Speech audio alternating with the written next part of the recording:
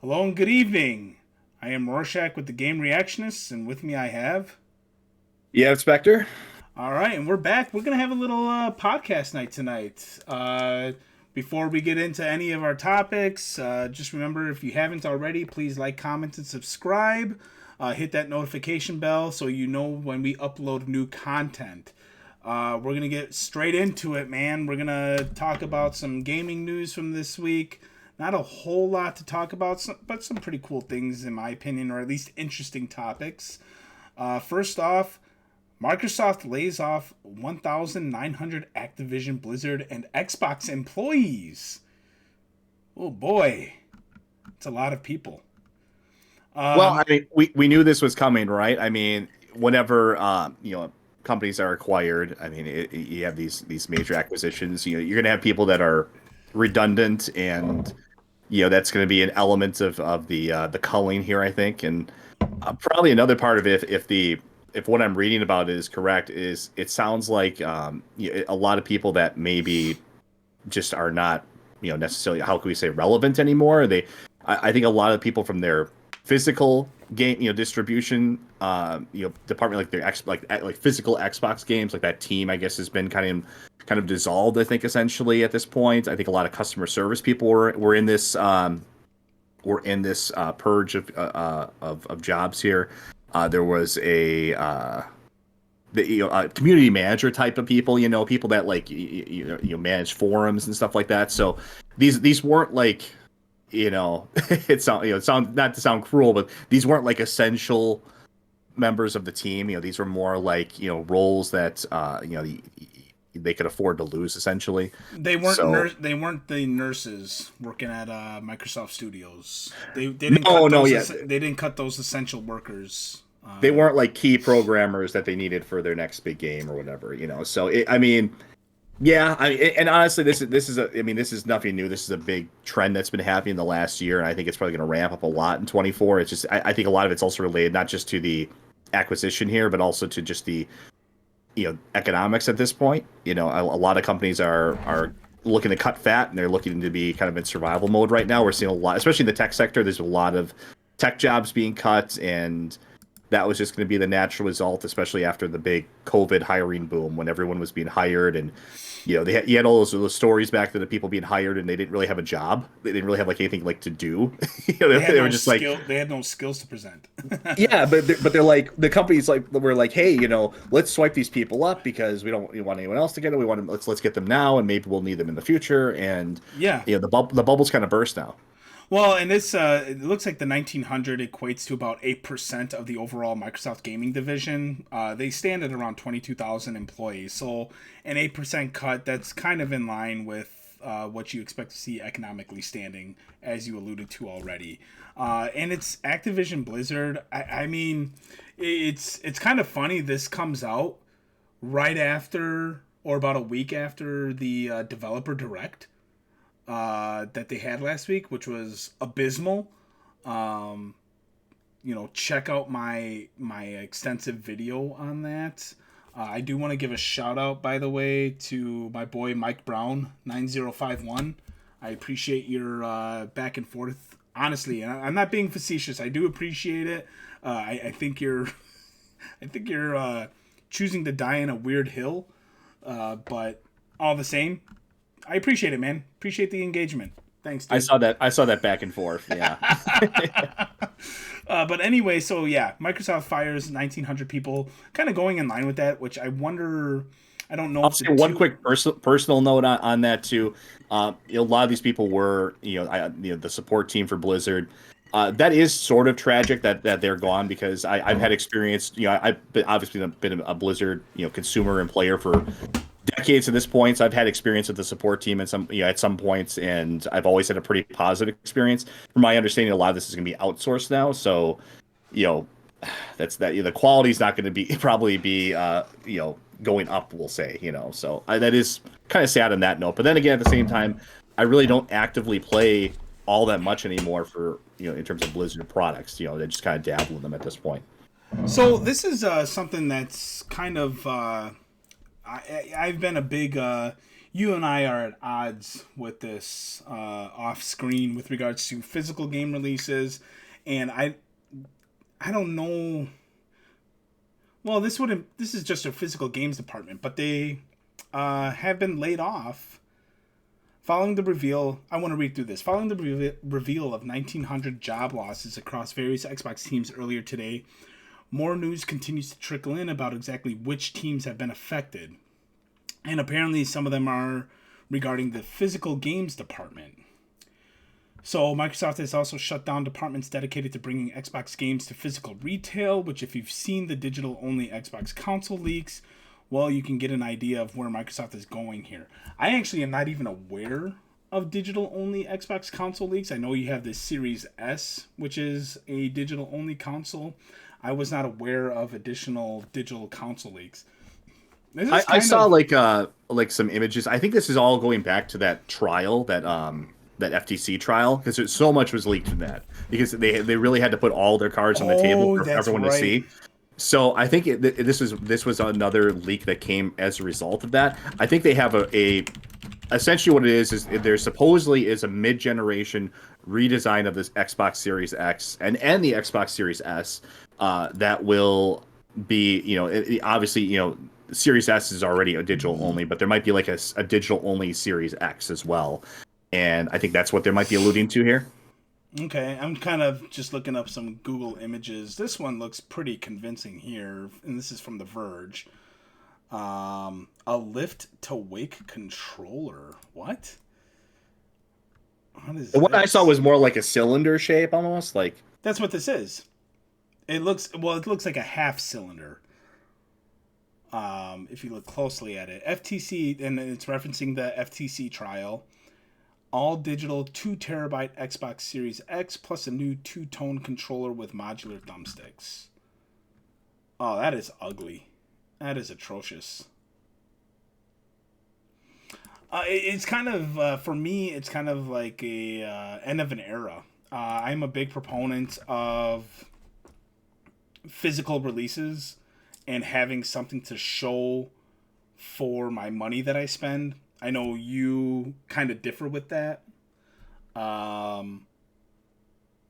don't think I differ with that. I like having a physical. Let's get product. into it then. So, like, okay, physical games. Well, I think that would be I really think that would be its own episode, to be honest with you. Okay. I think it's a long discussion topic. But I mean, I'm not like against the idea of physical games. Quite the opposite. Okay. I guess I should preface that I don't believe you're against physical games. Obviously, I've seen your own physical collection as well. It's a quite substantive collection. I don't know, man. So you bought Resident Evil 4. You bought Resident Evil 4 remake at retail. We'll try to keep it brief, and then we'll move along, because I agree. I think it can be its own episode. You bought Resident Evil 4 remake at retail, right? On Steam, which was correct, $60. Well, technically, I bought it through I don't really buy a lot of things directly on Steam. Usually, I'll get it from like a third party, like a key site, like Green Man Gaming and other sites. But usually, you get some sort of discount. That way, I got it. I think I got the deluxe edition, I believe, for under $60. Okay, I think it was like $50 for the deluxe edition. So you spent $60. What do you have to show for that $60? In terms of like a physical product, nothing. But I mean, it's in my library. I could play it day one and enjoy it and play for the game. I guess you could consider it to be sort of an extended rental. In terms of a physical copy for that game in particular, I don't have that at this time, but I intend to. I guess shall we say make one in the future. Okay. So. I think we have the same destination goal of having a physical game collection. We just have different ways of getting there. Okay. I mean, keep in mind, I'm coming from a PC centric standpoint. So the reality of it is, a lot of games, pretty much really 99% of games don't have a physical release on PC anymore. It's really the exception. It's usually like a special edition or something that Limited Run facilitates. Like, for example, Limited Run is putting out a PC game in a couple of days, Colossal Cave. That's gonna be a physical PC game on a USB flash drive. That's going to have an executable file on it, so you can actually just pull the game up directly from that flash drive without the need for like internet or anything like that. So physical PC games don't really exist so much anymore. My physical PC collection is mostly composed of older games, games from 10 plus years ago, and those have physical copies in them. Not all that much different from like a console version. I'll have a CD in those, of course. Eventually, of course, what I'll have to do is archive those in some way. But as far as like newer games, especially games that have modern anti-piracy, software in them, which I think Resident Evil 4 has de novo. I'm not sure if it does, but a lot of new games have like anti-piracy type of stuff in them. And my philosophy or plan of that is I could essentially, what's to stop me in the future from just making my own physical copy of that? And I'm not saying you always have to resort to piracy for that. I mean, you could, a lot of times, a lot of my games I could have on GOG, for example. You can just download that's the easiest thing in the world. It's just copying a file from GOG and you can put that on a CD. You can put that on a archival Blu-ray, which is what I plan to do. You can put that on a flash drive. So I can kind of make my own physical copies in a way. And really, in a lot of ways, it's better than the alternative of buying like on a console, for example. That version that you have on a console, first of all, a lot of times it's not actually going to be the full game. It's going to be a game that requires a download. It's require patching. It might not even be playable without an internet connection. So it's really not all that different from an old physical PC game. That's not entirely the case for single player games. I mean, yeah, there are patches, but the patches, if you don't have an internet connection for Resident Evil 4 Remake, for example, you can still play that game. You just may not have the ability to avoid whatever glitches that may exist with the game at its initial launch. So you mentioned, God, we really got to keep this topic short because I don't. See, this is why I said immediately. I know. Own episode. I know. I want to make this last point. This is going to be my last rebuttal, and then you and I can have a proper debate about this in the future. But you said, essentially burning your own copies of games onto regular discs, right? But correct. This is my retail copy. And excuse the lighting, but it's got the nice artwork here. I mean, really, like, unless you're gonna spend thousands of dollars on a proper printer to get a nice label for your burned disc of your digital copy, I just, there's something to be said about owning something physically, or buying something physically versus buying it digitally. Again, if you're buying Resident Evil 4 Remake, say at $20 or less on digital, okay, I think that's a fair price. I have a lot of issues, and this is the trend that we're going toward with spending. I know what you're talking about with Green Man Gaming. You probably saved 10% off of the retail price, maybe 15% at launch. I have issues with spending that kind of money because the deluxe edition was what, $80, give or take. So something like that. It was like $70-$80. So I saved like a good 20 some bucks. You have to remember, usually the PC version is cheaper in general. So I saved that. And Resident Evil 4 Remake was one of those games that like wasn't impacted by that $70 increase that we've seen with other games. So it's like you look at games like Tears of the Kingdom. I $70 to buy that game digitally? No way, man. No way. Even at 20% off, $14. So I'm spending $56 on a digital game, and I have nothing to show for it. I don't have a case. I don't have a cartridge. I don't have a disc. I have nothing. I can't get behind it, ever. And like, even if there's ways where it's like, okay, you download it digitally, you burn it onto your own disc, then you put it into your industrial printer that you spent $2,000 or $3,000 on to, print a, proper cover art or whatever on it. Or even if you have a cartridge, you're gonna buy your own label maker and do all that stuff. It seems so convoluted and distorted. I don't know, man. I can't get behind it. Digital games are good if it's like $20 or less. Anything above that, man, I gotta have something to show for it. That's me personally. I'll give you like a 1-minute rebuttal, and then I want to move on. Okay, yeah, and I think it's like I said, we can address this as part of a larger topic. But I mean, yeah, there's other ways around it. I mean, first of all, for a lot of games, anything really that's over 10 years old, and a lot of actually, you'd be surprised, a lot of newer stuff as well too. There are physical cases you can get. You can also make the argument what's stopping you from just kind of cannibalizing a case from from the console version. There's your case. You can print. It's pretty easy to print new artwork. Printing onto CDs is not that challenging either. Burning CDs is not that hard to do. I think there's solutions for all your concerns on this, and but are they quality solutions? I think a lot of this can be done. A lot of this can be done even without piracy. But are they high quality solutions? That's what I'm. Yeah, I mean, I guess it's it's going to be to each their own on that one. I mean, for me personally, I tend to like especially the further back you go, I tend to like the PC artwork.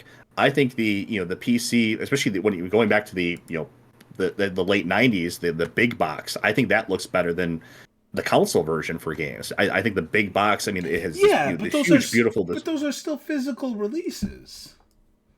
Exactly. Yeah, those are physical releases. They're still out there. PC collecting is the one thing that is still very much dirt cheap, with few exceptions. Some games, of course, are expensive or unique or rare. PC collecting is dirt cheap. Oftentimes, when I'm out collecting, like I'm the only one that is actually asking or inquiring about it for physical PC games. They exist. They're out there. You can find them on eBay. Usually, lots of them for dirt cheap. There's your artwork. There's your case. There's your copy of the game. And then it's just a matter of taking the time, couple of lazy Saturday afternoons or something like that, or Saturday mornings. You take the time to just go through and burn a bunch of games onto it. And if you have them on GOG, then it's just literally a matter of click and drag the file over to your archive CD or to your flash drive or whatever you have, and you've backed up your game. And actually, in actuality, you've backed up your game much more effectively than a console physical version of a game. And by comparison, because that's something that you can just plop into any device, any whether it's Windows or Linux or any kind of operating system in the future, and pretty easily access that game. If I throw the PlayStation 5 copy of Resident Evil 4 Remake into a PC in the future or something like that, or whatever it is, if I don't have a PlayStation 5 anymore, they become hard to find at one point, in the distant future, then I'm sort of out of luck. Like, what do I do at that point? But if I have a PC version, well, you can say the same thing about what you're talking about, though, right? Like, if your PC takes a shit on you and you have your backed up PC copies, you can't throw those into an Xbox console or a PlayStation console. I think that's a moot argument. Well, I can throw those into any PC though. But yeah, I agree. Sure. We need to move on. We need to move on. We'll do that for next week's episode. I want to talk more about that. This was an announcement from yesterday, actually, for Legend of Zelda Orchestra concert fans. You and I have both been to the orchestra concerts live. Great time. I had a blast. It's one of those. I loved it. I miss it. Because we had it for a solid 3 years in a row. I think it was like from 2016 to 2019 is when we last had one, and then they just stopped doing them. It's been a while, yeah. But I mean, it was an experience. I really, really enjoyed it. It was fun, man. You had I think we took our significant others to it at the time, and I mean, everyone enjoyed it. Even non-Zelda fans really, really enjoyed it. People got dressed up. They had really cool graphics from all the different games while playing the music. It was phenomenal. And so something for music fans, video game fans, orchestra fans. Apparently, I didn't know about this until just now, but if you go on to the official YouTube channel for Nintendo of America, you'll be able to watch a full pre-recorded performance of the Legend of Zelda Orchestra concert. And we're coming off of the 35th anniversary or 40th anniversary of the first what year are we in? We're in 2024. What Uh, year is it? I think the first Legend of Zelda came out in 85, was it? Um, no, it couldn't have been. Legend of Zelda original I want to say release. 87. Let's see. 86. 86. Okay, so we're approaching the 40th anniversary. It's interesting because it's in February. Nintendo is known for doing its directs in February. So I'm hoping that there's going to be some type of God. This is my pie in the sky dream because there's a whole lot of rumors circulating Nintendo right now. Uh, Apparently, there was a leak for the next Switch coming out this year, like a very substantive leak of it coming out this year. Well, you Please, saw that survey they did, right? I think it was at GDC where developers, like it was like a certain percentage of developers admitted that they were working on Switch 2 games. yeah, that's what I'm talking about. And it's like, please, for the love of Christ, Nintendo, would you port Wind Waker and Twilight Princess to the Switch? Like, you have ported every Wii U game. I'm looking at you in the camera again because I've done this in the past. You have ported every one of your Wii U games onto the Switch, but you haven't done it for Twilight Princess and Wind Waker. So I'm hoping my pie in the sky dream is this concert will go on February 9th, and then at the very end they'll have a release date for the Twilight Princess and Wind Waker HD remasters or HD remasters on Switch. Regardless, I will watch this for the channel. I'm a very big fan of Zelda music, and yeah, that's all I got to say about that. I don't know if you have anything else you want to add to it or. Oh no, I'll check out the video when you do it because it is a like I said, I had such an awesome experience with that. I really wish it would come back. I wish. I mean, not even just Zelda. I mean, there's a lot of series and games that had incredible soundtracks, and I know they did like Final Fantasy for a while. I wish they would do more of these orchestral experiences where you could go and experience this again because it just was it's pretty incredible and it was just to see that in person, experience that in person, and especially with the visuals behind it, it was very nostalgic too. I mean, we grew up on these games. Oh yeah, it was. Yeah, I mean the energy was awesome. Being around your people, so to speak, it's good energy. With regards to Denuvo, I know you mentioned that with Resident Evil. It looks like they had it on Village but removed it. I don't see anything Was it about Resident. cracked? Let's see. Was Resident Evil 4 cracked? Let's see. Go remake. Cracked. Hey, I'm gonna let you carry us for this portion. I'm gonna use the little boys' room. So why don't you confirm the Denuvo information? Okay, I will do my homework here. Resident Evil 4. Separate Ways, cracked status. It's saying Separate Ways is not cracked yet. Uh, okay, so the main game is cracked, but Separate Ways is not cracked, I guess.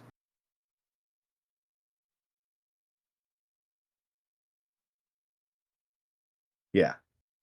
So just as a prelude to that next video when we do talk about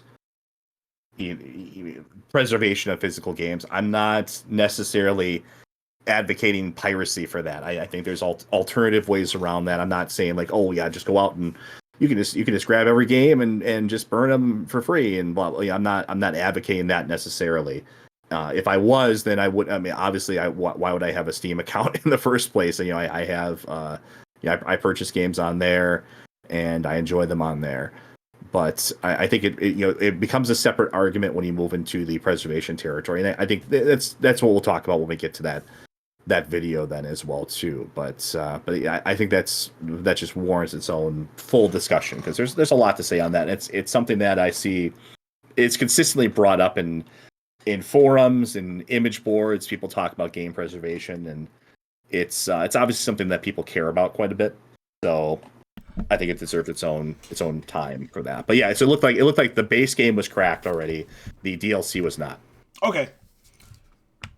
And then the last little bit of gaming news that we have for the week is there's been a lot of controversy regarding Pal World. And I talked to you about this off screen. You have not played Pal World, correct? No, not yet. I was considering it. Yeah, I mean, obviously, all the attention that it's getting kind of has brought my interest to it. So I might check it out. It's not really the style of game I enjoy. It's like an open world survival crafting type of game. But I mean, obviously, the controversy and the style of it in terms of the visuals, at least the inspiration, shall we say, from Pokemon, that's drawn my attention to it. Let's check this out appropriately because I feel like I haven't heard anything about it. I don't know. Let's check it out real quick.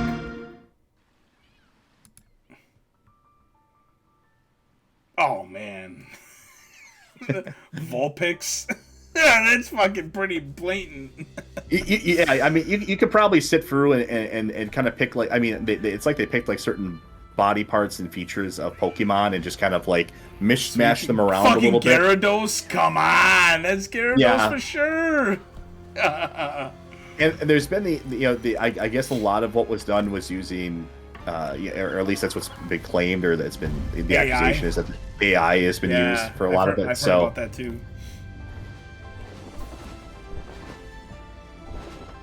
So yeah, well, I mean, I think first and foremost, I think Nintendo actually did put out an official statement on this. By the way, they did. We'll read it quickly. We'll get to that, but I think before you really say anything about it, I mean, obviously this has been wildly successful. I mean, just talking about the it's the flavor of the month. I mean, well, even beyond that, I mean, the numbers it's putting up are pretty incredible. Just speaking from the Steam side of it, not even counting, just completely discounting the Xbox side of things. Here, so this is the numbers from Steam database. So all-time peak of concurrent players was 2 million, over 2 million players for this. Wow. 24-hour peak is near 2 million. Players on right now as we record this video, over 1,100,072. So I mean, this is incredible. Easily the number one game on Steam right now. It's this year's Hogwarts Legacy at a fraction of the cost. Because when this came out, like its first week, what's it retailing right now? Is it retailing at like what, $40 or $50? No, it's I believe it's $29.99. Oh, yeah. I mean that's a no-brainer. Yeah, $29.99. Important to note. Go ahead. I was going to say, important to note, this is not a full release. This is early access. Oh, of course it is. So it is an unfinished game. But yeah, it looks pretty intriguing. It very much looks like fucking Pokemon, dude. I mean, I don't know every Pokemon's name outside of the first generation, but I'm looking at a lot of these character models. I'm like, oh yeah, I've seen you before. I've seen you before. I've seen you before. I don't know. Yeah, I mean, honestly, I mean, what's fascinating about the game, even beyond the game itself, is going to be Lucario. That was Lucario for sure. I mean, why don't we get to Nintendo's response right away? Because I think that's the interesting part about this. That was the trailer. Pal World is available on Xbox Game Pass, and it's available on Steam. Is it available on PlayStation, or is this just? I don't believe so. No. Okay. So here was Nintendo's release that they put out today, as a matter of fact. They did say this is from the official Pokemon Company with the English translation. We have received a number of inquiries from you regarding other company games released in January 2024 that they are similar to Pokemon and whether we have accepted them. We do not allow any use of Pokemon for the game. In addition, we will investigate and take appropriate action against intellectual property infringement regarding Pokemon. We will continue to pull out the individuality of one Pokemon and take great care of it while raising it to connect the world with Pokemon. Nintendo and the Pokemon Company are very litigious, for better or worse. And so I do want to keep this brief before we get into our main topic of the night. But it kind of will bleed into our main topic. What do you think, man? You think this is from the developers of Palworld? Do you think this is copyright infringement? Or do you think this is an appropriate homage? I it's hard to say without knowing more about the development process for this and kind of getting a deep dive behind that and what the developers are actually saying. But I mean, if for me, it seems like it's obviously it's a cash grab in a way. I mean, it's a way to bring a lot of notoriety to an otherwise kind of standard survival open world crafting game, which we've seen a bunch of those in recent years. It's kind of like, okay, how do I make this unique? Well, let's throw Pokemon essentially into the mix and and kind of mimic that style.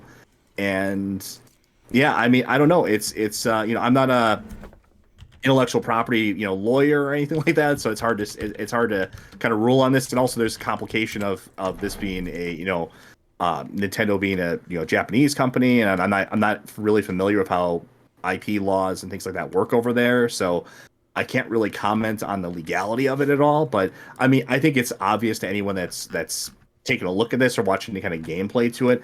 This is this isn't just a Pokemon. Like I mean, like this isn't something that was inspired by Pokemon. It's something that kind of essentially sort of copies it and just mildly updates certain things to it and maybe throws on a little bit of edginess to it because I know some of the pals have guns that they use and there's a little bit more edginess to it. I think you can like kill them or enslave some of them or something like that. Like I mean, it's a little bit. I mean, Pokemon has this more family friendly kind of tone to it, I guess you could say. Whereas this seems like it's a little bit more. It still has that that Pokemon kind of anime kid friendly imagery to it, but also with a hint of kind of more adult themes to some degree as well. You So clearly never saw the episode where Charmander literally almost died. Anyway, I well, digress. I know there was like ghosts and like there's almost like everything was sort of like implied in Pokemon though. Like it was like okay, like, there's a ghost or yeah, maybe like the original translations or like the manga was a little bit more like direct about stuff. But I mean, it's like I mean like there's things like I'm partially being facetious. I know, but like, well, there's questions like I don't actually even know the answer to Pokemon. Like, I mean, do they eat Pokemon?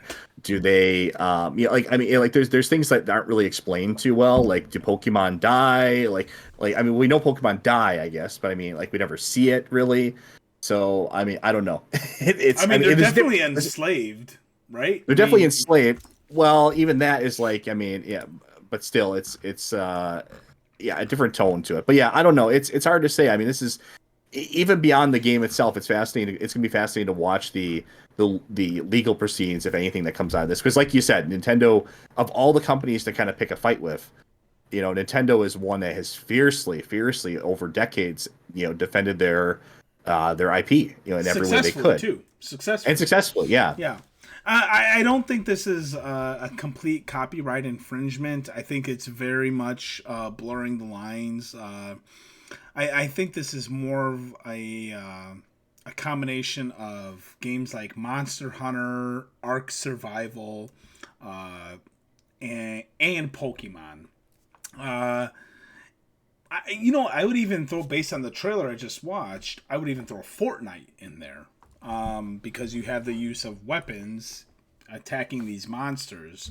I don't know if Nintendo would have a successful uh, lawsuit here against the developer of Pal World. And if anything, I would hope that the success of Pal World would force Nintendo to kind of think outside the box. Because, I mean, you said 2 million concurrent players? Yeah, and that's just on Steam. That does And, not count Xbox at all. so, I mean, that's a pretty big number. Uh, I So I'm a sales are way beyond that. Then that's right. just people that are online playing it. I mean, those are 2 million concurrent Steam players who bought the game. And I think when it was on sale, it was on sale for what, $27 versus the It was like a couple $30. of bucks off, yeah. So I Right. mean, So I it's mean, probably, I mean, multiply that by several times at least, and that's what the actual sales are just on Steam. I know I'm sure on Xbox it's probably significantly less because a lot of people are playing it for Game Pass. But even still, I mean, you probably have a significant chunk of people over there that are playing it I as mean, well. you're looking at $54 million in sales on the Steam version as well alone.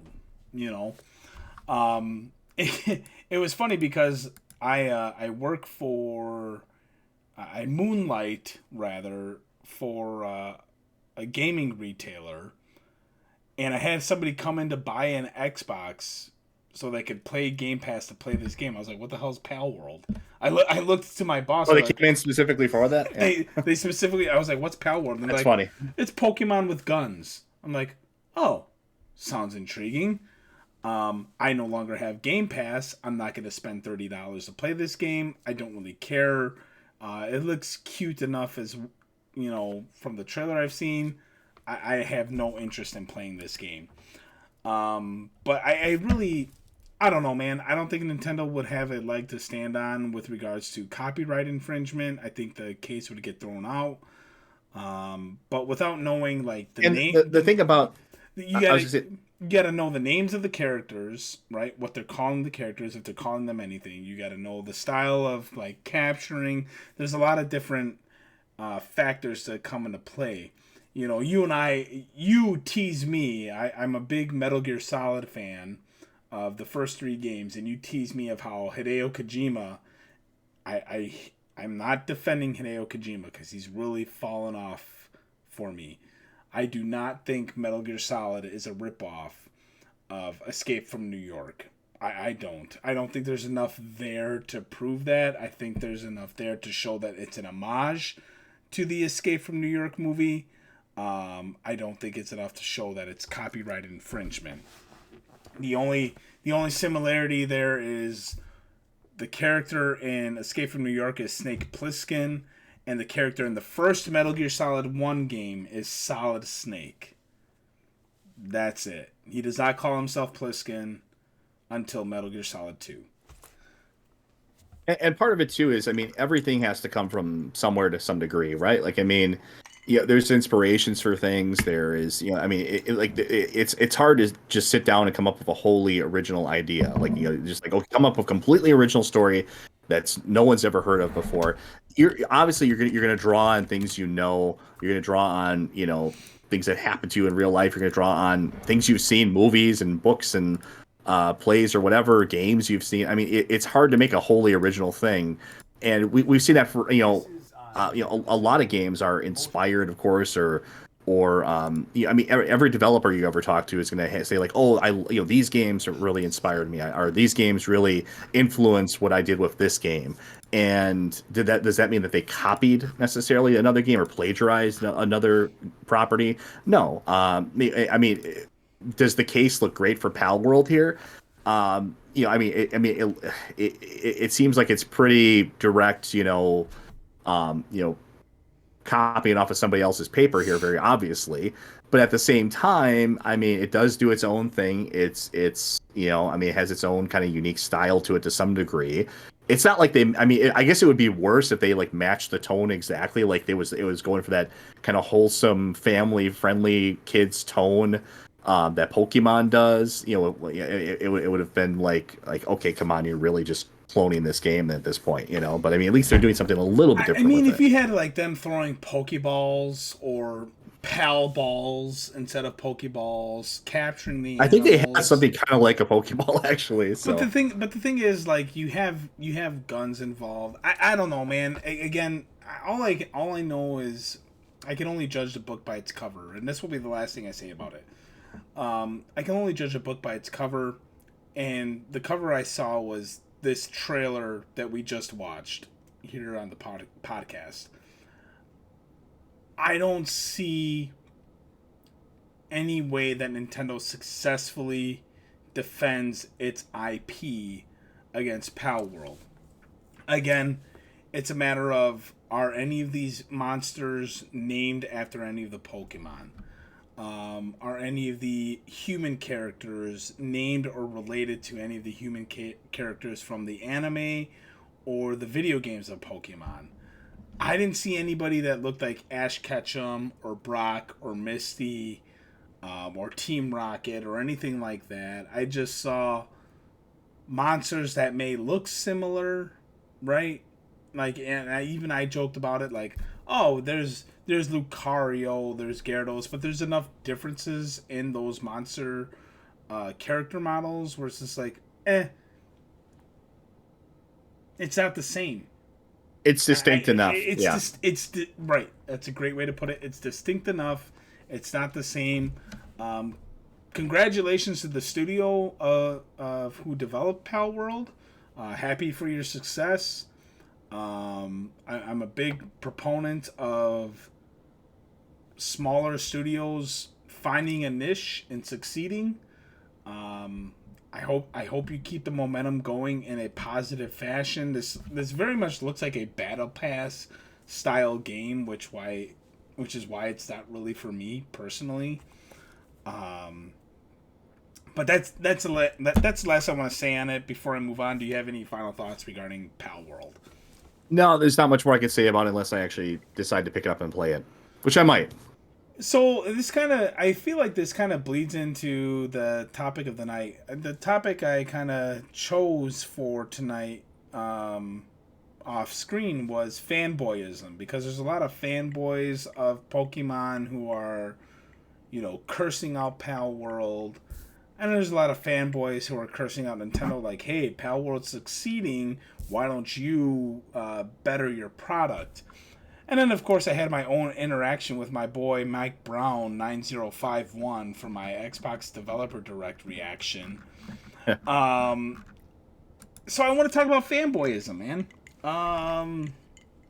What do you think of when the term fanboyism gets thrown around?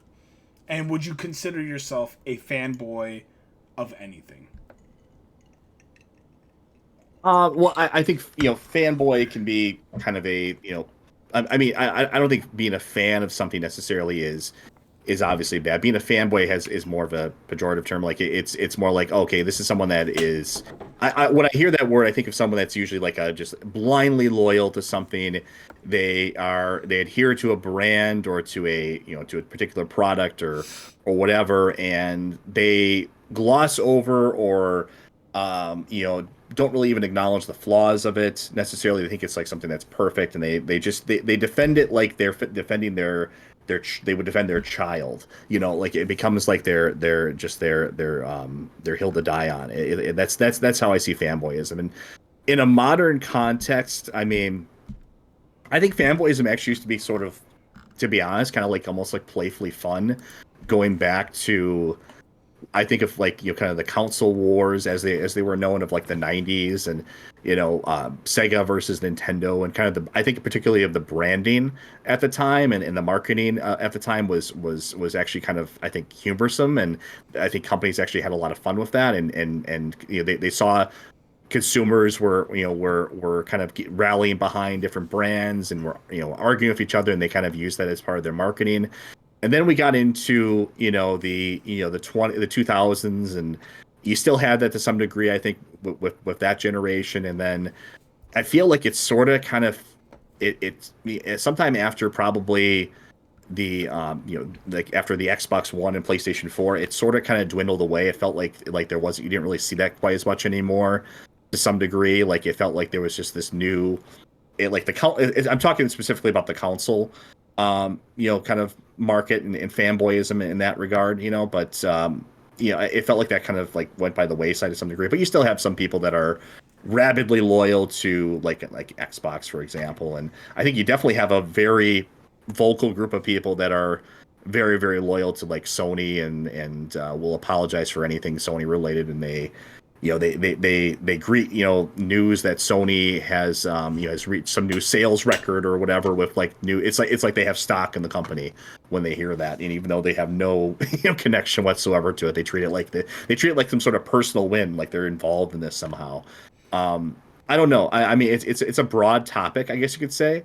But in the video game context, I think when I think of fanboyism, I think of particularly console fans, and I mean you can have fans for series and stuff like that, but I think I default to thinking about console fans and console wars and things like that, and PC's involved in that too. PC has a kind of notorious reputation as well too of smug superiority. The You know, PC master race. exactly. Yeah, we're supposedly all assholes, and we think we're better than everybody. Well, you are. And it's true, just to a large degree. No, I mean, I'm the first to admit, and I've had this conversation with people, like, from a PC perspective, like, I don't think it's for everybody. I think it's definitely for me, but I don't think it's for everybody. Okay. But I think it's entertaining. I think it used to. I think in summation, if I have some sort of point in there, I think console fanboyism actually used to be sort of a positive and almost like a fun thing, especially in the company in court. Keep your us rolling Nintendos for and 2 more minutes, man. I'm gonna grab another drink. But okay, gotcha. Keep it rolling. Okay, yeah. So I'll sum up my point here.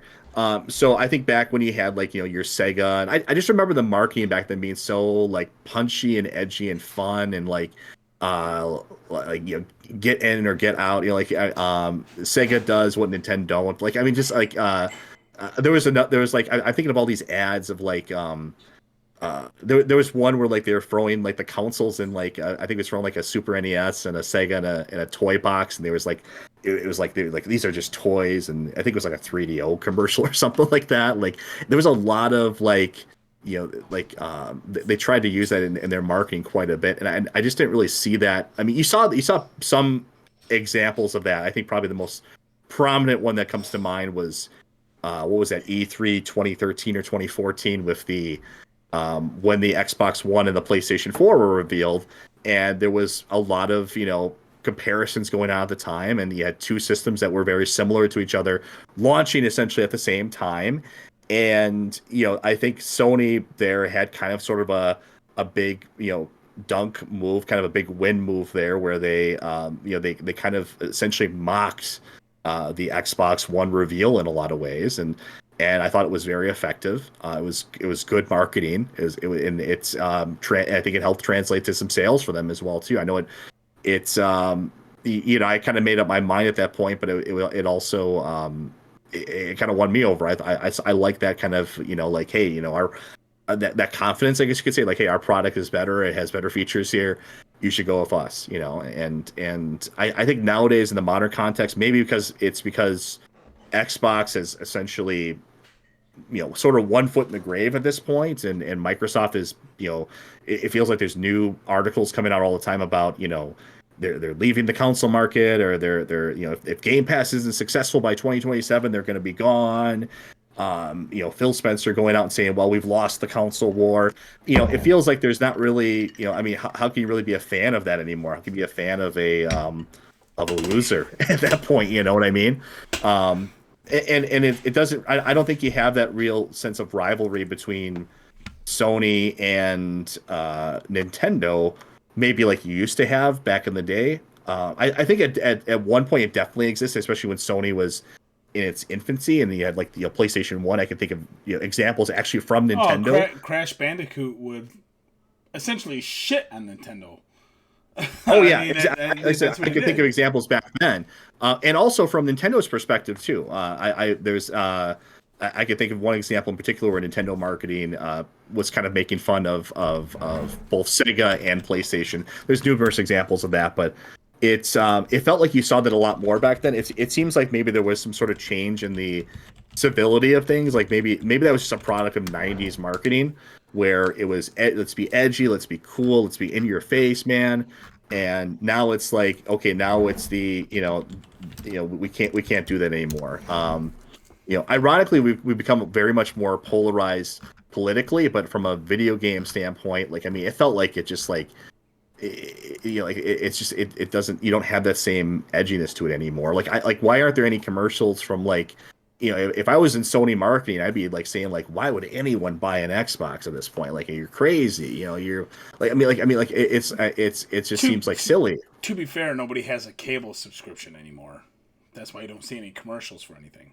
Well, I mean, you see commercials on, you can see ads on videos. I mean, it's not like that was the only venue for ads. Ads are Right. pop up I everywhere. will say, to your point with PlayStation 4 and Xbox One, PlayStation really killed it. I'm Oh gonna yeah. let's look that up right now. PS4 response to Xbox One In particular, game used sharing. games, I think, and like yeah, game sharing. Yeah. Yeah, here we go. This is it. This is how you share your games on PS4. This was brilliant.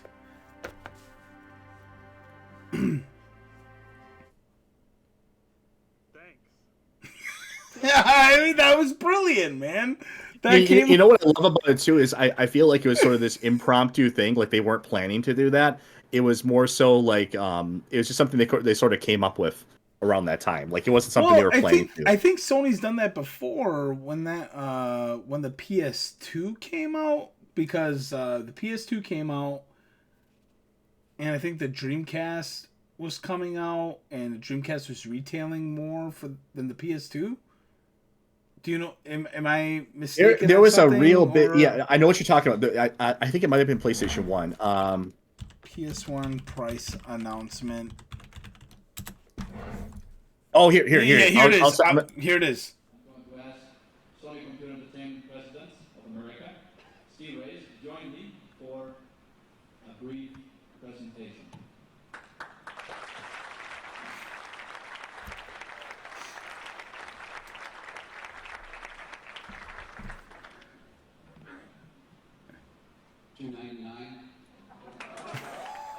$299.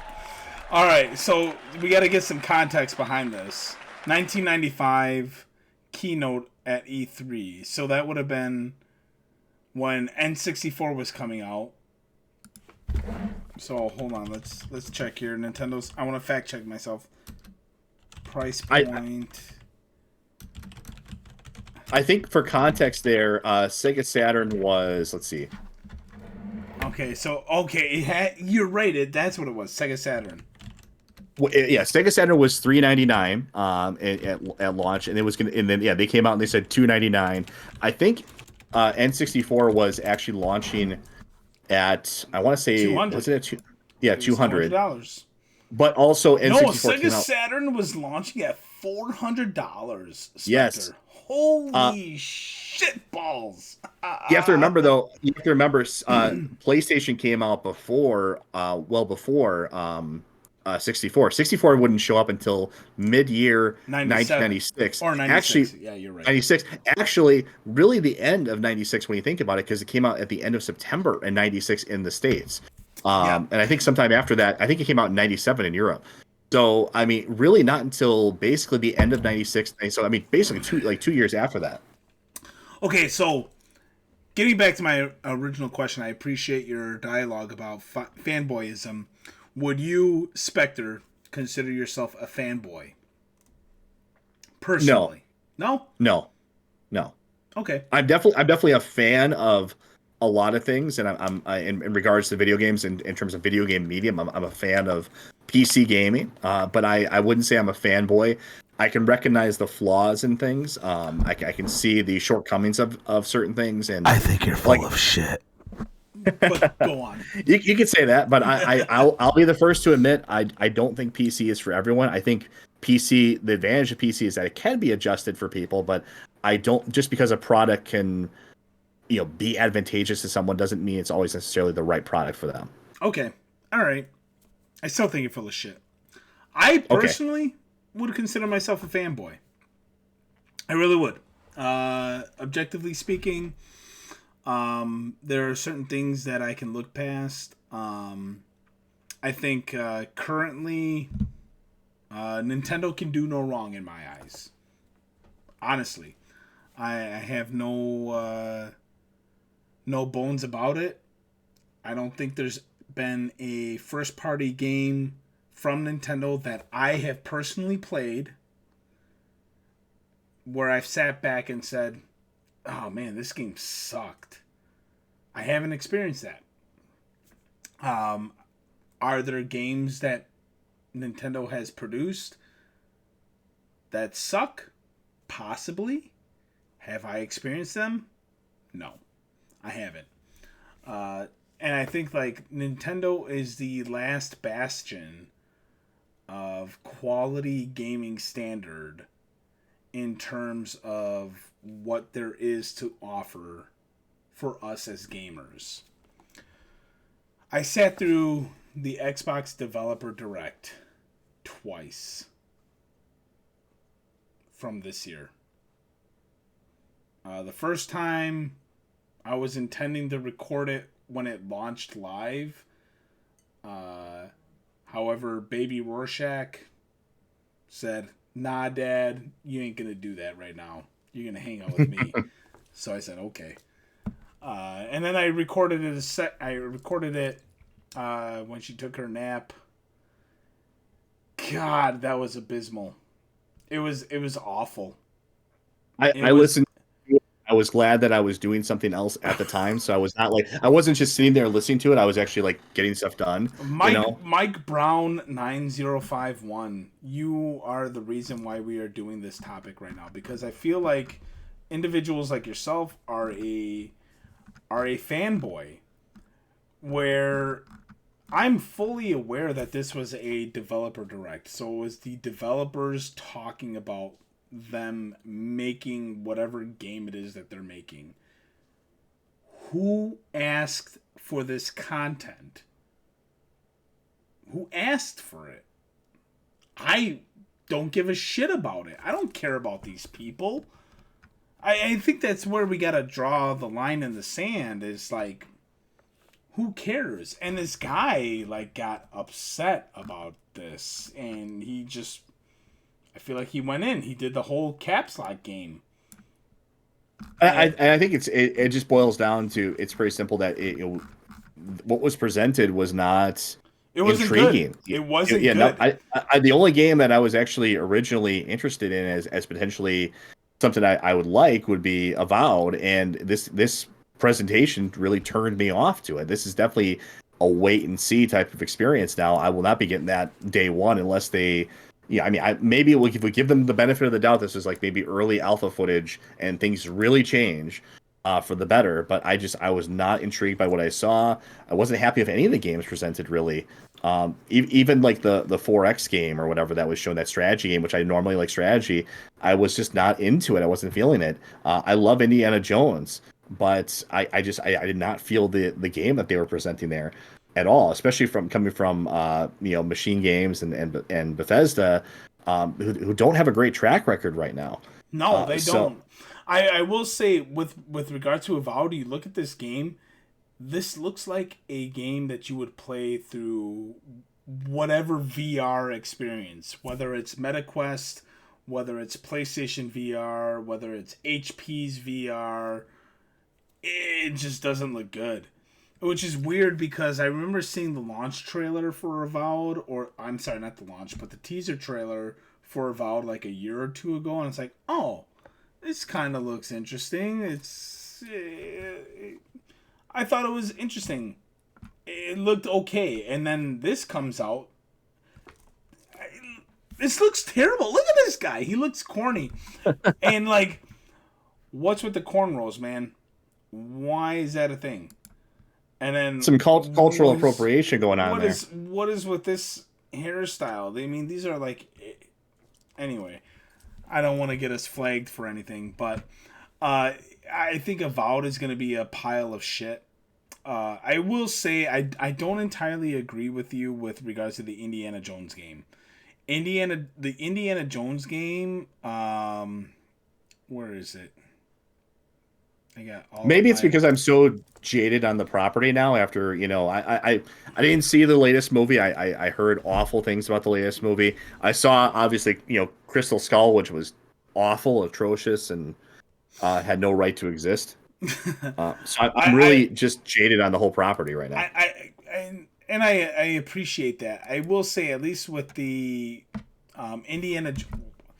God, I tried to just get the gaming footage, and I still somehow just get the developers talking. I mean, this is why... Okay, here we go. So, like, this game kind of looks like a first-person... Oh, my God. It's a developer again. Another developer. I give up.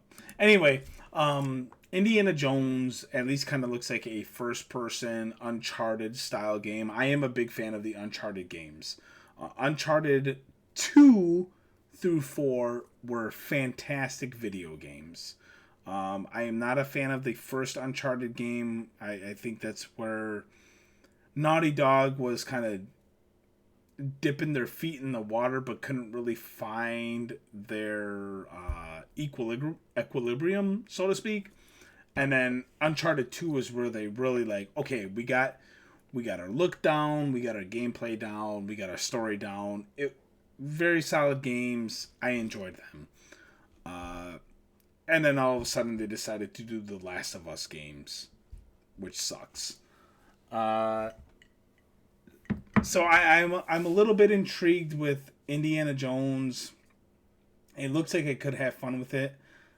I don't know why they don't have Harrison Ford doing the voice acting.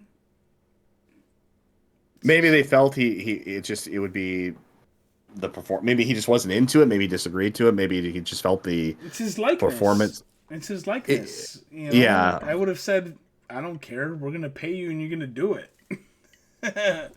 he would just maybe would sound too old, I guess, at this point or something. I don't know. But and they were going for like a younger indie for this. Yeah, I suppose. But yeah, no, I mean, this was, if this was meant to show off kind of the future of Xbox, and this is like, the fruit of all the developers that they purchased, and this was not impressive. This was not, especially coming off of a year where kind of their big headliner title Starfield was disappointing, extremely disappointing. And now this is what we have to look forward to in the future. It's really kind of astonishing when you think about it, how much the Xbox brand, and not just the Xbox brand, but all the properties associated with it, have just disintegrated over the years. I mean, Halo is effectively kind of dead at this point. Halo Infinite was a flop. Gears is basic. When's the last time anyone cared about Gears of War? The only thing that's keeping Xbox afloat is Forza. I've heard nothing but fantastic things about the Forza series. Forza at least. Yeah. I don't play racing games outside of Mario Kart, because I don't care. You'll probably agree with me. But I did this in my Developer Direct video. I want to do it again because, again, the topic is fanboyism. All right? The Developer Direct was 50 minutes of 6 video games. 5, 6. It was Avowed, the RTS, Indiana Jones, the Mana game, Hellblade 2. The RTX game, whatever it was, or not the RTX, the 4X game, the strategy game. I can't remember the name. I named that. I know. Maybe I'm missing one. We'll call it 6 games. Here's PlayStation. PlayStation's pissed me off with Spider-Man 2. I hate PlayStation right now. But check this out. It's 2 minutes. 2024. Games coming out in 2024 apparently for PlayStation 5. Final Fantasy VII Rebirth. That's 1 game. Helldivers 2. That's 2 games. That's for you Destiny fans. Tekken 8. 3. Stellar Blade. That looks like a Bayonetta ripoff. Rise of the Ronin, which I'm actually looking forward to. Suicide Squad, which is going to be the flop of the year. Yeah. Like a Dragon. Prince of Persia, which I've actually heard very positive things about. Concord, I don't know anything about that. Pacific Drive. Silent Hill 2 Remake. Dragon's Dogma 2. Forever Skies. I don't even know what the hell that's about. The Plucky Squire, Foam Stars. We're at 15 games. Okay. The Casting of Frank Stone, which I think is a spinoff of Dead by Daylight. Metal Gear Solid Snake Eater. This surprised the fuck out of me. The Last of Us Part 2 Remastered, whatever. Dude, 18 games in less than 2 minutes. Really respects our time, you know, and it shows us like it shows us what we want to see, you know. It's crazy to me. Like, even if you're not a fan of any of those properties, I know you're a bit of a snob. Even I'm a bit of a snob. I'm happy to see that if Metal Gear Solid Delta comes out this year, fuck yeah, I'm all about it, dude. That game looks beautiful already, and give it to me. Silent Hill 2 remake. You and I are both affectionate. Okay, so like we talk about fanboys, right? We're fanboys of Silent Hill, right? I think we can agree to that. Well, I mean, I'm able to, like I said, I think, you know, to some degree, you have to be able to see the flaws in it. I mean, I'm a fan. You can say I'm a fanboy of the first like 3 or 4 Silent Hill. You know, and after that, I think everything else with I don't like everything with the Silent Hill branding on it. Let's put it that way. Like, I mean, I think after 4, I think it's terrible. I actually got rid of my copies of games that came out after Silent Hill 4. Just I don't care about them at all. I don't consider those Silent. You got rid of your Shattered Memories. What's that? You got rid of Shattered Memories and yes. Origins. Yes, all of those are gone. I sold them all. I do not consider those Silent. I do not consider those Silent Hill games. That's fair. So for you, there's only 4. There's 4 Silent Hill games. So for you, fanboyism would be you would love anything from any individual series or console developer, regardless of the quality of its content. More or less, yeah. Okay. A fanboy has zero sense of introspection about things. They can't see any. They can't stand any kind of criticism or they can't really even name a flaw. Like Mike Brown, 9051. Good example. Yes. The closest you could say I'm a fanboy.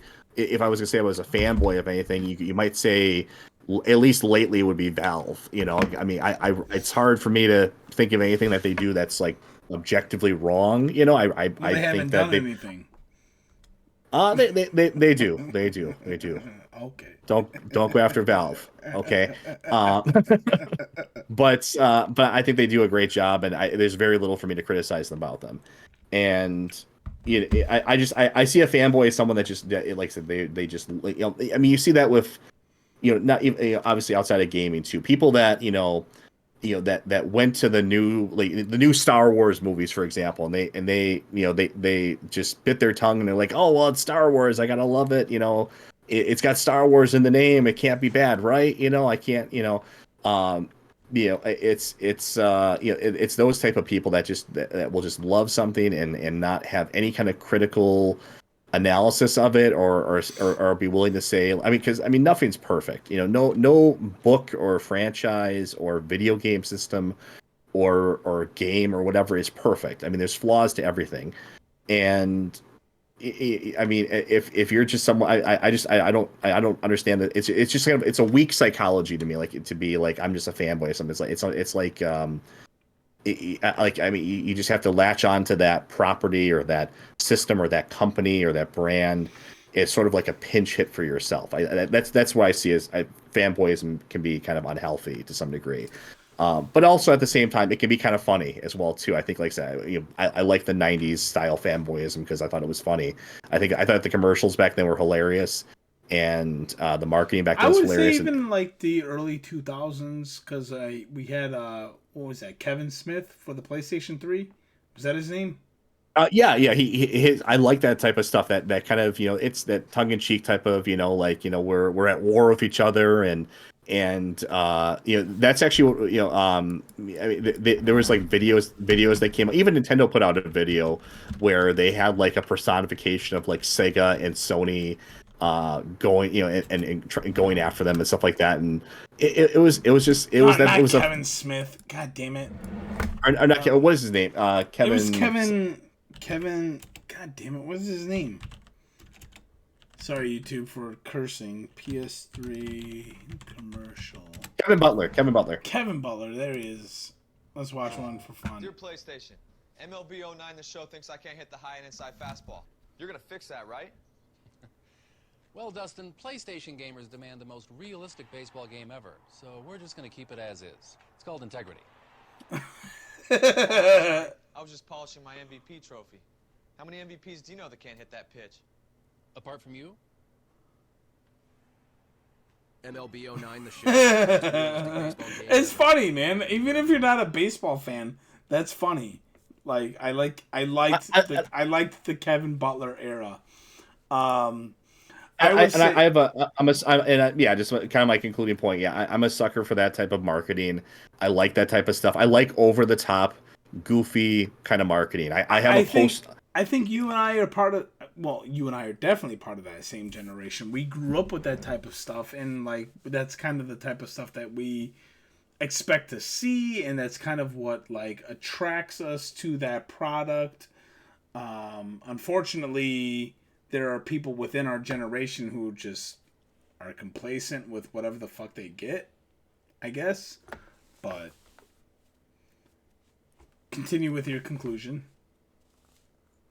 I was gonna say, like, I just have a soft spot for that type of marketing. I have a poster for Nintendo 64 for an ad where it says it's like the greatest thing ever made, and it's quoting God. It's like I like that stupid, like, over the top marketing. It's just there's a cheekiness and a reverence to it. I feel like marketing has become so sterile and like there's no edge or punchiness to it, anymore. There's nothing to get you excited about anything anymore. It's just like, oh, here's product, and we're doing everything we can to not be offensive. It's just like, I'm not interested. I'm not. That's maybe I'm just I don't know what it is. Maybe testosterone or something. I don't like that. I like to have a little bit of an edge to my marketing, and the console war stuff and the fanboys played so well into that. Don't ask questions. Just consume product and then get excited for next product. But yeah, no, I think that's kind of where we're at. Yeah, that's kind of where we're at. Yeah. Yeah, I mean, with fanboyism, I'll say this too right away. If you're going to be a fanboy of something, like, at least pick something that's good. Like, if you're going to be blindly, like, just like, I love this and I'll fight anybody that disagrees with me on it, at least pick something of some quality. Mike Brown, you really picked the wrong hill to die on with the Xbox Developer Direct. I can understand being a fanboy of, like, maybe a Nintendo or a Sony even, like, because Sony, you could, once upon a time, it was just inarguable, especially going back to, like, the PlayStation 2 era and the PS1 dominance. You had systems that just had literally thousands of games that were classics and well received and loved, and sales that were the envy of everybody else in the industry. You can go off of that legacy. Like, I can't really. What was Xbox's great success? It was just the like us too, like, we want to be part of the market here, effort from Microsoft. Like, what was the peak of Xbox? Well, maybe the 360 really era a little bit with PlayStation, because, like, PlayStation's bittersweet for me. So, I grew up with Nintendo. My first video game console was a Super Nintendo, and I would play games like Super Mario World and Legend of Zelda: Link to the Past. Those were the two games that I would interchange between the console at any given time. And then there were other games like Yoshi's Island. One of my favorites, which is a very obscure title that many people probably have never heard of, was like Harley's Humongous Adventure. It was a platformer where you were some scientist who shrunk himself, and then you're basically fighting against your own creations. And that's what I grew up with. I didn't know anything about PlayStation at all. My first experience with PlayStation was with the PlayStation 2. I had a sleepover at a friend's house. He had a PlayStation 2, and I played Metal Gear Solid 2. And so for me, I was coming off of games like Ocarina of Time, Majora's Mask, Super Mario 64, WWF No Mercy, and then I put in Metal Gear Solid 2. I was like, holy shit, this game blew my mind. You think back then, you're like, this is what video games look like? This isn't a video game, this is a movie. This is realism. And that was, I was gonna say that was I even though I don't consider myself like a fanboy today, I definitely, without a doubt, was a fanboy when I was younger. Really of Nintendo. Without question. I mean, I was someone that had a Super Nintendo from pretty early on in its life cycle. I loved my Super Nintendo.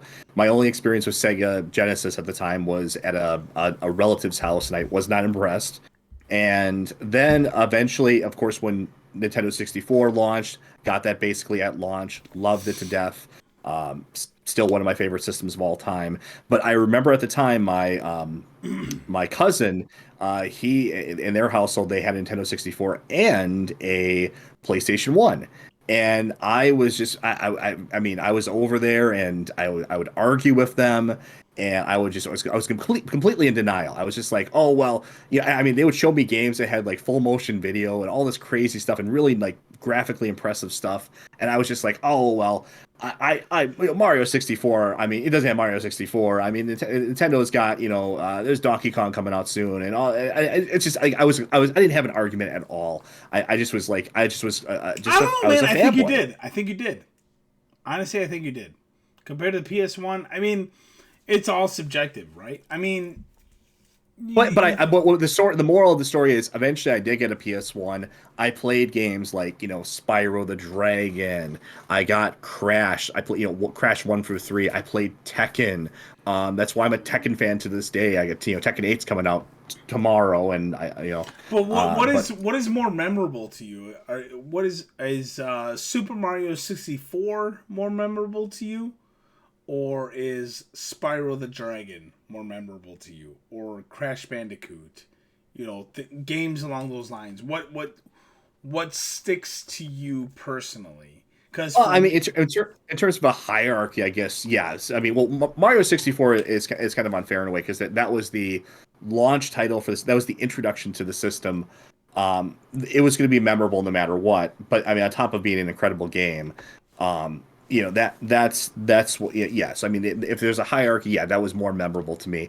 But at the same time, really, at that, if you were going to go back in time to that era, I would say if you want to have a great gaming experience, you should really have a 64, a PlayStation 1, and also a PC too. At that time, I think he had to throw the PC in. Yeah, if you had all three of those, you're pretty happy. I don't think you need the Sega. Sorry, Sega. I don't really think you needed that. Maybe the Dreamcast you can make an argument for, but I didn't think. I really don't think you needed a Saturn. I've never owned a Sega console. The only Sega console I ever owned was the they did the what was it? The Sega Saturn Mini, where. Because you remember a couple of years back, don't call me crazy. They did mini consoles. They did the NES, the SNES, and then they did this. Oh, the Genesis Mini. Oh, the Genesis Mini. Thank you.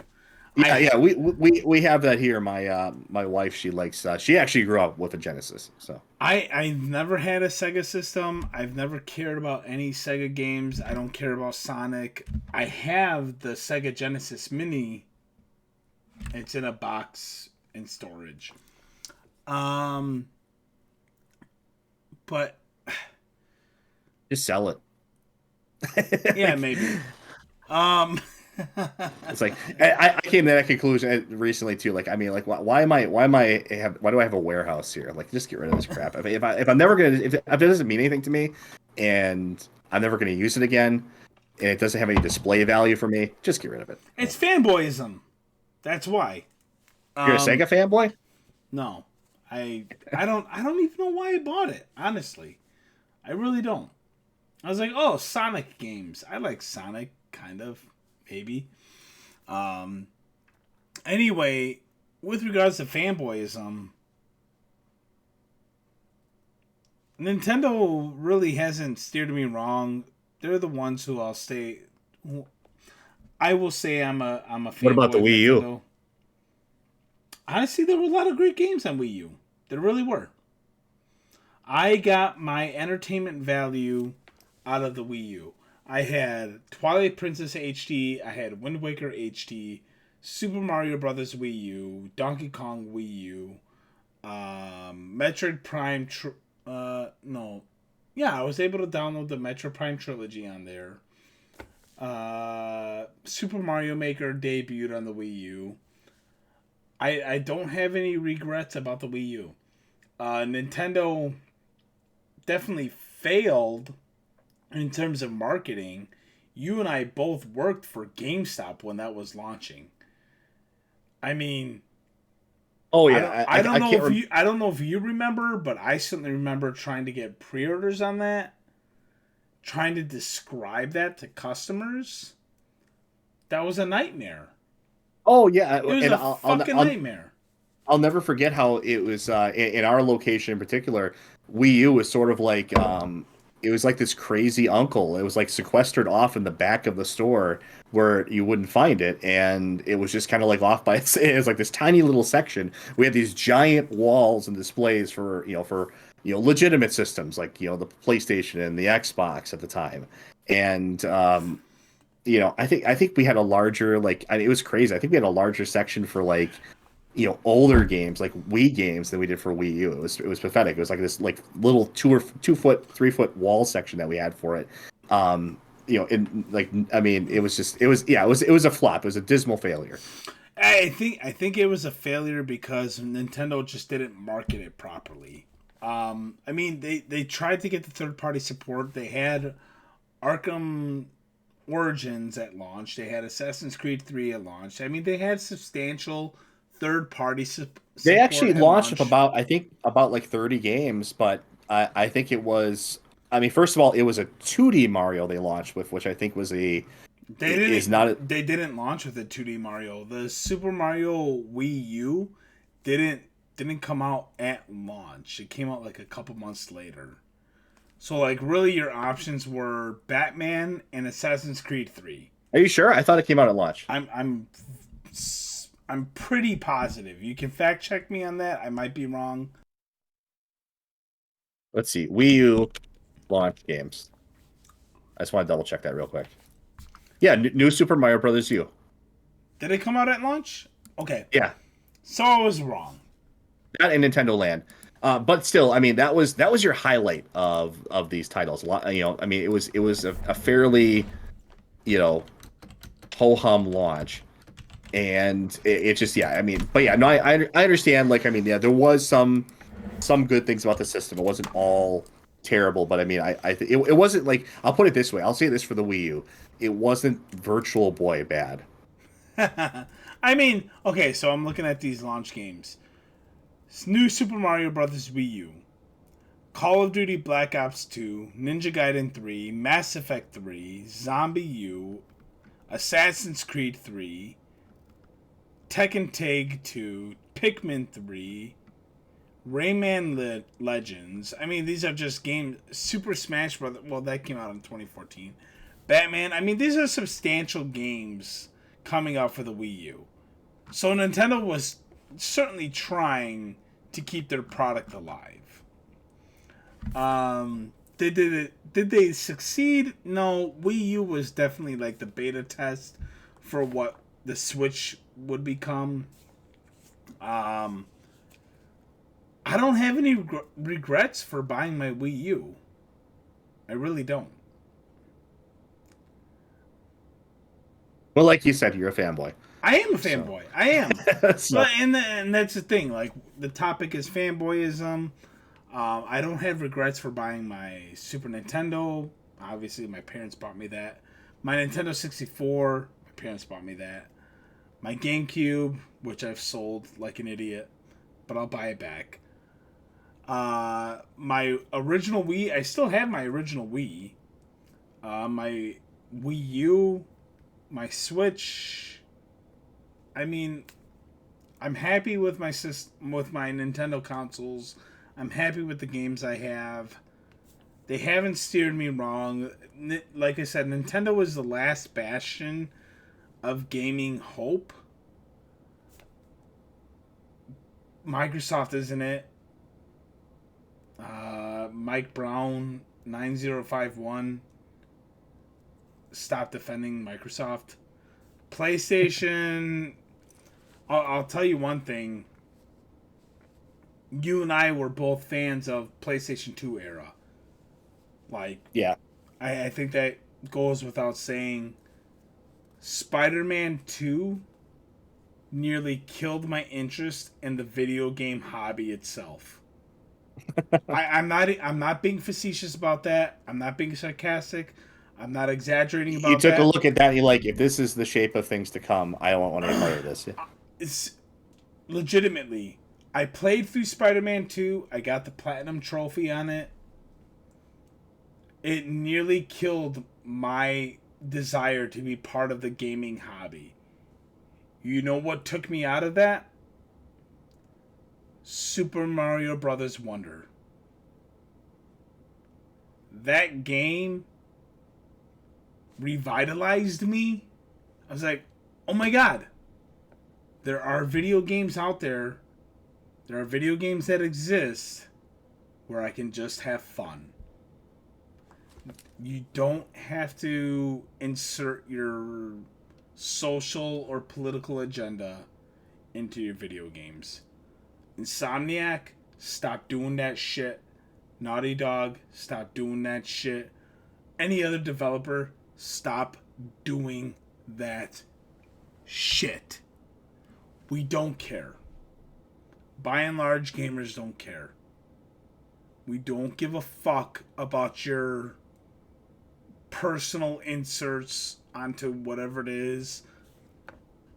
We want to have fun at the end of the day, right? You know, we and we want to have fun. This is a good teaser for. I wanted to do another topic eventually for about, I guess you could say, wokeism in games. So that's actually a good teaser for. Man. So a specific podcast about that. So we have 2 future podcasts at least planned for that. Then so we have the wokeism one, and also one talking about game preservation and kind of our different opinions on that. Yeah, I mean, wokeism in video games. Insomniac, you have... Actually, as a matter of fact... Okay, so Insomniac got blanked at the Video Game Awards, right? Yeah. There were other, like, award ceremonies that have come out since then, right? Yeah. Did Spider-Man 2 win any awards? I'm trying to think what came after that.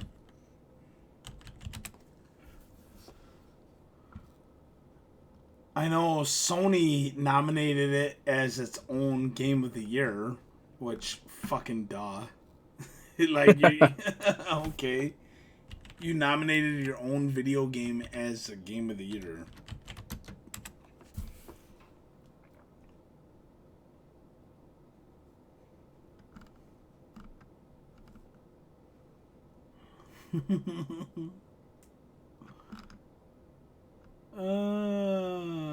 We'll have to look this up at another time.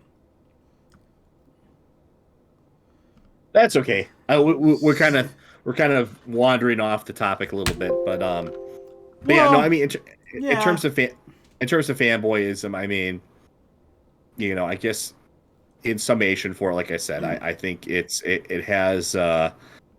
I think you have to, whatever it is you enjoy, you have to look at it with at least some kind of critical lens to some degree. it's because otherwise, I mean, you might be missing out. Otherwise, you might be like, like how I was, where I was just like, I don't care what anyone says. I just like my Nintendo. That's it, and I can cover my eyes and stick my head in the ground. You can And come back to us, man. What's that? You could come back to us. I don't need to. I ran into We'll accept you. We love you. No, I ran into full speed ahead into Gabe's, large arms, fat arms. Oh boy! And he gave me a big hug, and I welcomed into the PC master race here. You're not gonna get any more games. That's what it is. Oh, I get my games. That'll be a topic for discussion for the next cast there. But yeah, no, I'm quite happy. I've been a full-time PC gamer. I've been in PC gaming for decades now, but I'm a full-time PC only gamer now for going on like 2+ years, 2 or 3 years now at this point, and I think that was the best decision I've ever made.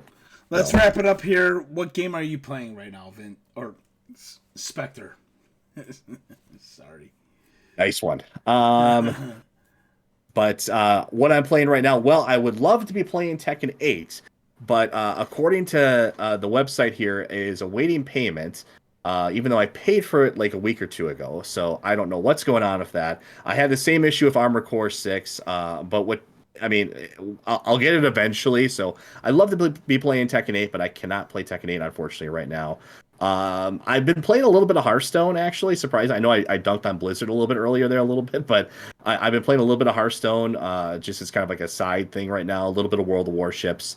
I do want to finally start RoboCop. Maybe I'll actually go for RoboCop first, because by the time I finish with RoboCop is supposedly like a short-ish game. Then maybe I'll have my Tekken by then.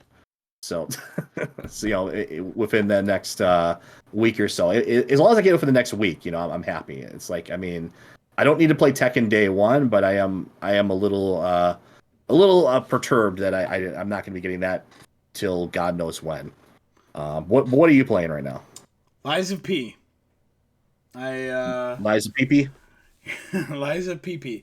I started playing it at launch, and I put it on the back burner for Spider-Man 2. It makes me cringe to make that statement.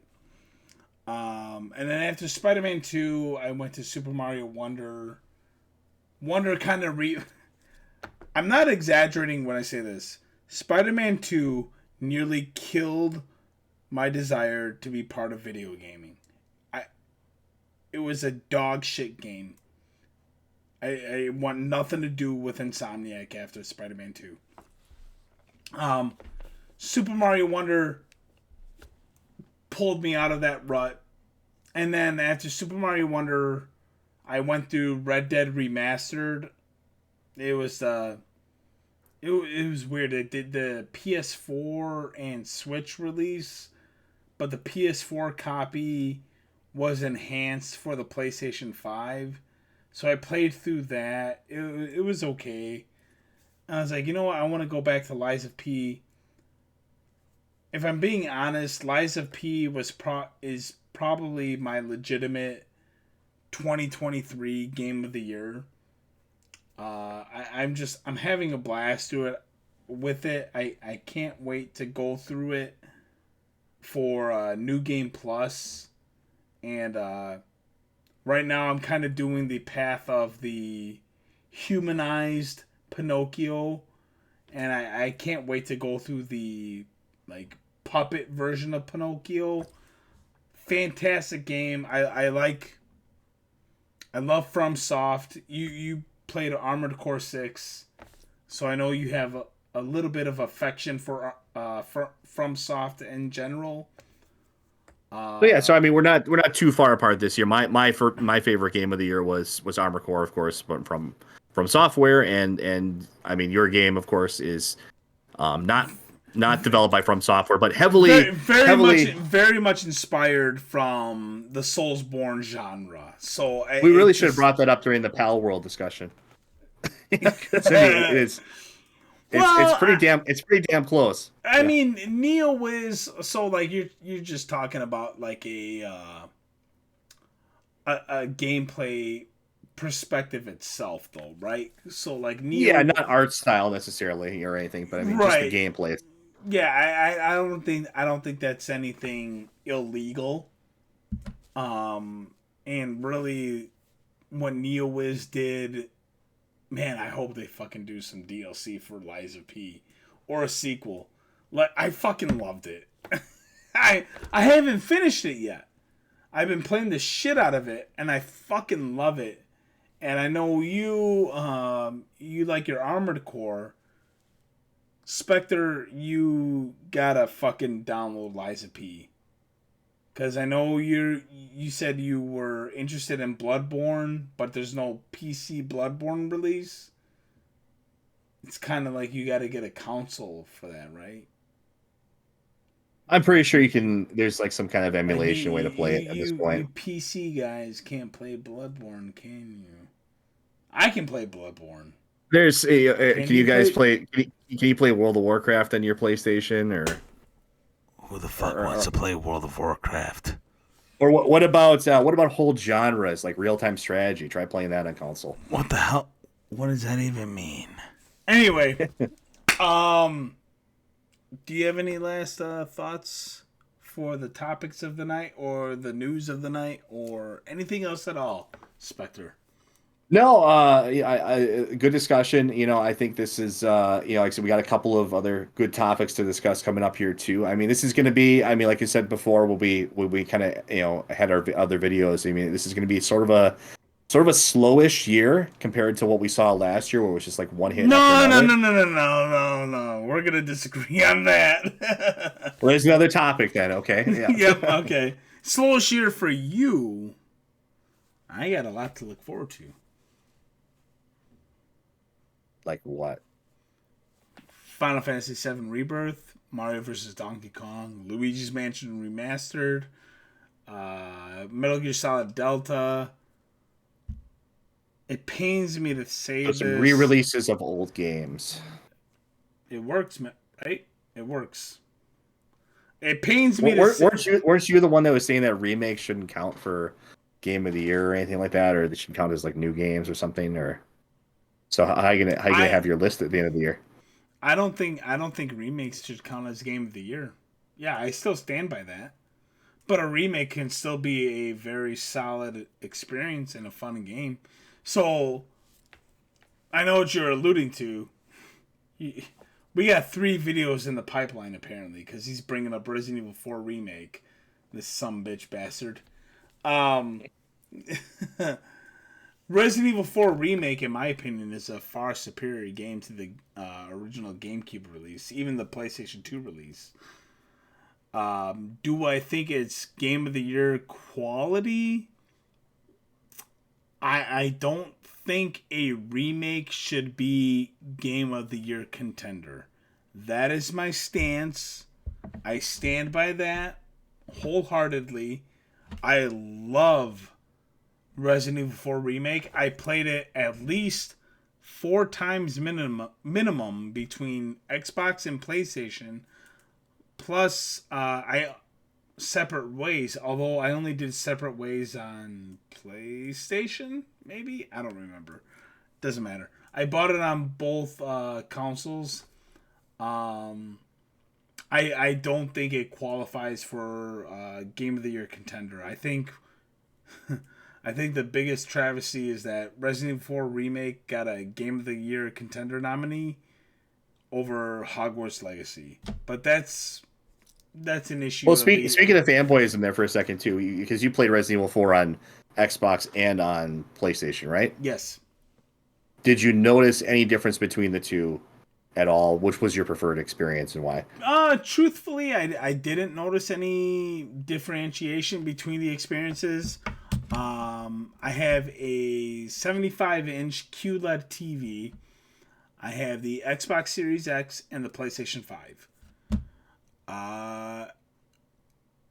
When I played through both games in their entirety, they played and performed about the same. I gun to my head, I couldn't tell you that one was better over the other. So I do have I'm in the process of finishing my basement. I have a 77-inch OLED TV. So there are some games that I plan to play through on the OLED because my understanding is that OLED is a superior technology. So we'll see. But I don't know. Resident Evil 4 Remake, between the two, is comparable. I couldn't recommend one over the other. If you have an Xbox, get it on Xbox. If you have a PlayStation, get it on a PlayStation. Don't go out of your way to play it on both unless you have the fuck you money to do so. What if it came out on Switch? Then that would be the best version. Hands down, because you can play it on the go. I mean, what are we even talking about here? There you go. That's all that matters. We're at an hour and 40 minutes. We haven't done Holy this in shit. a while. All right. Well, we covered I'm drunk. We covered a vast myriad of topics here. Topics. Oh gosh. We touched on, I think, the help me out thing here, that we were man. supposed to talk about. Yeah, we touched on what we were supposed to do, and we came up with we kind of freewheeled and came up with a couple of new ideas for more videos. So yeah, I think that's pretty successful. So I mean, this is a good video to have. In hindsight, now this is a good video to have on in the background. Like if you're doing some chores around the house, This is definitely a background video. I mean, honestly, like at the end of the day, video games are supposed to be a hobby that you enjoy. Spectre and myself, we collect video games, we play video games. I gotta say this. I got an original Xbox that was in immaculate condition. The only downside to it is I don't have the retail box for it. I got it for trading a retailer bullshit posters from when I worked at GameStop. But it made me feel good because I have original Xbox games that I was able to put in the disc tray, play. We're talking about fanboyism. I don't think fanboyism is subjective to you have to like this thing and only this thing. And what I mean by that is original Xbox, for example. There were shit games on original Xbox for sure. When I think of my childhood when I had the original Xbox, there was the Silent Hill games, the Grand Theft Auto re-releases that looked better and played better than the PlayStation 2 counterparts. And it was fun. It was fun to put those in there, kind of have that nostalgia. And I think that's important. I really think it is. If that makes that's touching on a subject that, like I said, when I think we get to our physical, discussion about game preservation video, there is definitely an element to it, and I think a very important element about the preserving not just the game itself, but also the presentation of the game, how the game would have been, I guess, seen, and how you would have encountered the game. In particular for older games, because especially games that were out before like the internet and stuff like that. I think that part of the experience was that box art, that manual. If you take that away from it, you're taking something away. I mean, yeah, you could have the game itself, but you're taking something away from that experience. That is the experience, though, man. Like, think about it. Like, when you were a kid, all right. I don't know about you. But I remember going to like a Toys R Us or a KB Toys That's how old we are. KB Toys. You get a new fucking game, and on the car ride home, you're just reading the back of the case or the box. Constantly. Or the manual. Like, yeah. You're like, oh my God, I can't wait to get you home. Right? You don't get that experience from digital releases. Oh, okay. I'm going to sign into my PlayStation, my Steam account, my Xbox account. Oh, here's this game. Download it for $40. Okay, here we go. There's no connection to that. It's a shame. It really is a shame. It's almost heartbreaking. For me personally, when I hear, as much as I fucking can't stand Microsoft right now, your fucking developer direct was dog shit. It was pure dog shit.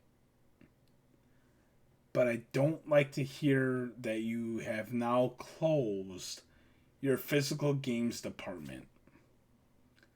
What do I have to look forward to? I have a Series X on my television stand right now that can play discs, but you have now closed your physical games department. Why do I want to have your console? Call me a modern age boomer. I don't know, man. Nintendo, It's coming though. It's coming. I mean, it's coming. It's bittersweet. I mean, really, like, you know, Spider-Man 2. I'm not exaggerating when I say this. Spider-Man 2 nearly killed my desire to be part of the hobby. It really did. I hand the God on my unborn son. Spider-Man 2 nearly killed my desire to be part of video gaming anymore. it was that bad. It was that bad. But I think if we've learned nothing else from this video, if Spider-Man 2 had come out on the Switch, then it would have been okay. Super Mario Wonder saved my son. There you go. Thank you so much for watching us. We are the Game Reactionists. I am Rorschach. And I am Spectre. If you haven't already, please like, comment, and subscribe to our channel. If you like this kind of content, let us know. If you don't like it, let us know. We'll engage with you. Mike Brown 9051, I love you. I hope nothing but the best for you. And I hope you continue to comment on our videos. Everybody have a great night. And thank you for watching.